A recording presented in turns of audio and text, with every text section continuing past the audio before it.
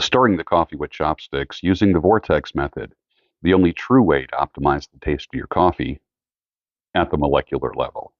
Good morning. Welcome to the Daybreak Show. I am the Sultan. We'll get started, but first, coffee.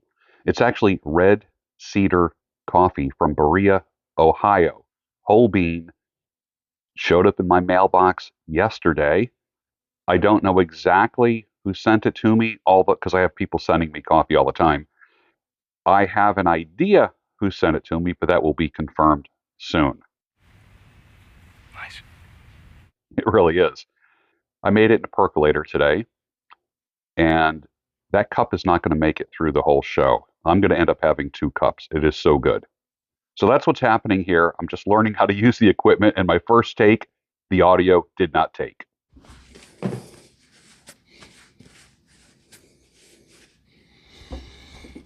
All right, I'll tell you about this hat in just a second. I'm still kind of getting the swing of this entire system here. It's driving me a little bit crazy. All right, the audio is whacked, so I have to do a voiceover. This is a folding baseball cap. It's great for the summertime. It's great for camping, backpacking. I'll put a link for it down below. Well, welcome to the Daybreak Show. I'm just I'm trying to get my dance steps down with the new equipment. What's coming next is a mixing board. I already have the webcam, which I'm now using my phone, but I'm moving to a webcam. I'm getting a new laptop, getting a whole new setup, and creating a whole new studio that I will be calling the Cozy Nook, just out of, I guess it would be sentimentalism, so to speak, because I've been doing Cozy Nook for 7 years. And that came from a poem from the 1800s, a pipe, a book, a cozy nook. And that's kind of consistent with my life. Pipe, a book, a cozy nook. When your cat meows, do you respond to it? Do you say, I know, honey, come here? What do you say when your cat meows? Put it down there. I'm kind of a I know guy. That happens to me all the time. And even though this is not Sunday morning, yesterday I brought up a scripture, like the template for love, like putting your name, replacing the word love with your name as a template to see how loving you really are. And I find that I failed that test a little bit above average. I still have some work to do. But today, this one gets me here. This is from Matthew 9:36. When he saw the multitudes, Jesus that is, he was moved with compassion for them because they were weary and scattered like sheep having no shepherd. Notice it didn't say when he saw the multitudes, he felt sorry for them. He had sympathy for them. It said he had compassion. From the Greek word splank nidzomai, that means nothing to you. But that's where we get our word spleen from. He felt it in his innermost gut when he saw the multitudes. They were weary and scattered, and he felt for them. Pretty wild. When was the last time you felt deeply for something or somebody? Completely unselfishly, where you felt for them. That's pretty wild. May we develop compassion and not just sympathy for people, where we feel it. And when we feel it, we're more likely to act on it and do something about it. Here's a quote from W.C. Fields. He lived from 1880 to 1946. During Prohibition, I was forced to live for days on nothing but food and water.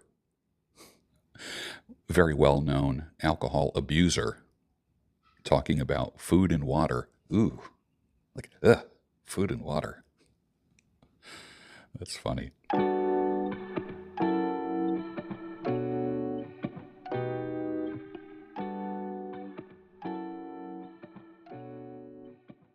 If you remember in the live stream the other night, Deborah had said something about alcohol being her late husband's spouse. Alcohol had priority in his life over her. And of course, it cost him his life eventually.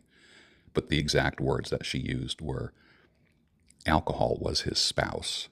That's pretty wild. One of my favorite motivational songs of all time came out in 1978. Now, 76, Boston came out with the first album called Boston. Great album. Every song is great. Second album, just as good. Pretty rare, right? There's only a couple bands where second and third albums were just as good as the first. Pearl Jam is one of those bands where I enjoyed their first 3 albums immensely. Boston was one of the first bands that I ever experienced where I just couldn't wait for the new album. Did not skip a beat at all.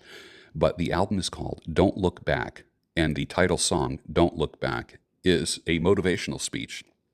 Don't look back, a new day is breaking.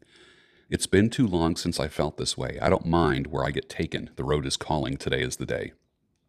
I can see it took so long to realize I'm much too strong not to compromise. Now I see what I am is holding me down. I'll turn it around. Great words. It took so long just to realize I'm much too strong not to compromise. Now I see what I am is holding me down. Taking responsibility for himself. It wasn't on the outside. The stuff that was holding him down was not out here. It was here. Now I see that what I am is the very thing that's holding me down. So I encourage you to listen to the song called Don't Look Back. Put on the headphones, and you'll have a good time listening to that. It may end up being your motivational song that gets you started during the day. I am taking 5 items and I'm trading them with you, with my audience, trading up. And we're going to see where it leads to. Who knows? Maybe I will end up getting the Daybreak Ranch when it's all said and done. But item number 1 is a 0 F's given coin, about the size of a $50. Substantial, heavy, funny. 0 F's given. You will like this. What will you give me for this? And I'm going to put my email address down below. But you need to email me first, and I need to agree that what you are going to send me is worth more to me than this. So I'm trading up. Item number 2, a safety razor. Old school safety razor that opens up. It's a butterfly, like a butterfly. Watch. When I turn this, that top opens up like a convertible. You put your double-edged blade in there, close it, lock it down. I don't know what year this is from. It's in solid condition. It's great. I'm probably going to do a video. I think I already have done a video with this, but I might do another one. 100% perfect shape for those that are into this kind of thing. What will you trade up for me for this? You're going to email me. You're going to let me know. And people are going to be almost like bidding on this. But what will you trade up? Because I'm going to take what you give to me for this, and I'm going to trade that up. So what do you have that you can trade up for this? Item number 3, a Harley-Davidson keychain with the Harley-Davidson logo. On the other side, it says, since 1977, Montgomery County Harley-Davidson, which no longer exists, Valley Forge, Pennsylvania, and it gives their phone number. So you can use this as your keychain for your motorcycle, your scooter, or just put it on a hook somewhere. Perfect shape. What do you want to trade up for this? Item number 4, whoops, a straight razor from Allentown, Pennsylvania. It's a German straight razor. I'm guessing made in the early 1900s or 1800s. I don't know what the scales, like this handle, these are called scales. I don't know if that is made of ivory. I have no idea, or plastic, or bakelite, or whatever. But the straight razor itself is in perfect shape, made in Germany. What do you want to trade up? What do you want to send me? You got to email me. You can't just send it to me. I have to agree to this because I'm trading everything up. Perfect straight razor. Absolute vintage. It's beautiful. From Allentown BS Company. Beautiful. Finally, this one's going to blow your mind. Back when Barack Obama and Joe Biden were president and vice president, my buddy Chris Clemens, who was on what they called a presidential protection duty with Philadelphia, my friend Chris, who died this past Monday, was a chopper pilot, and he would be flying above the airport as Air Force One came in. If he wasn't doing that, he was on a rooftop with a .50 caliber, and he was a sniper, just kind of checking to see if there were any threats.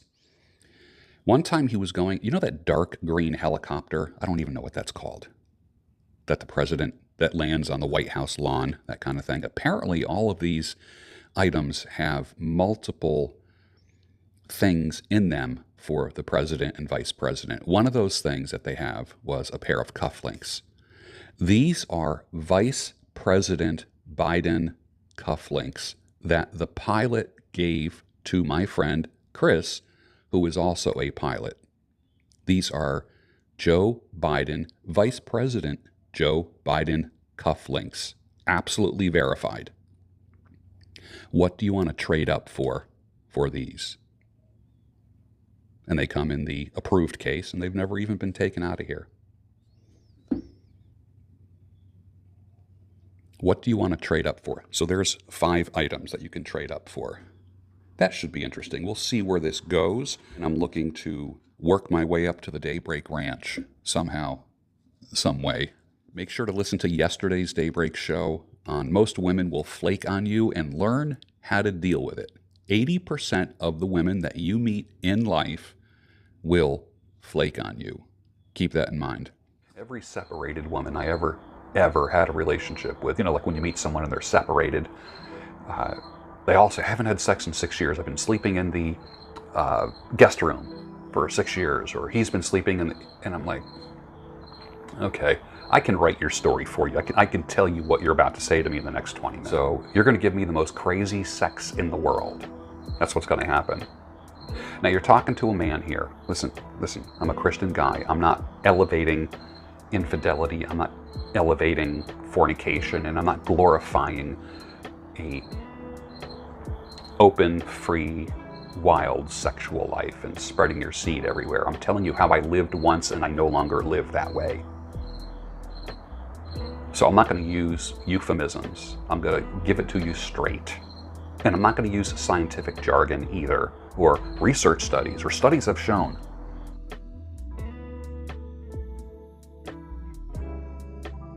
If your partner cheats, the next time they're 5 minutes late for anything, the first thing that's going to go through your mind is, who are they with? Cheating ends a relationship.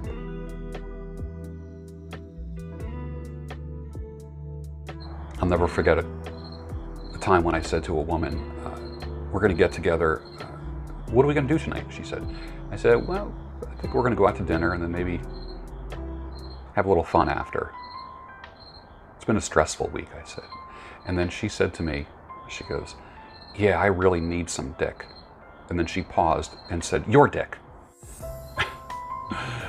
Truth came out, didn't it?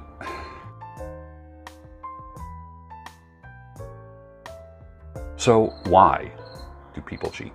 Though most cheating involves sex, it's rarely about sex. Sex is the reason why people cheat, period. Oh, it's an emotional affair. Really? You had a dick in you? That's emotional? Why don't you go out and play Scrabble if it's an emotional affair? You didn't, did you? Why do you have to take your clothes off to have an emotional affair? Well, that's it for today's Daybreak show, a short Friday show. So finish your coffee and I'll see you on the next Daybreak show, your home of sanity, clarity, and reason.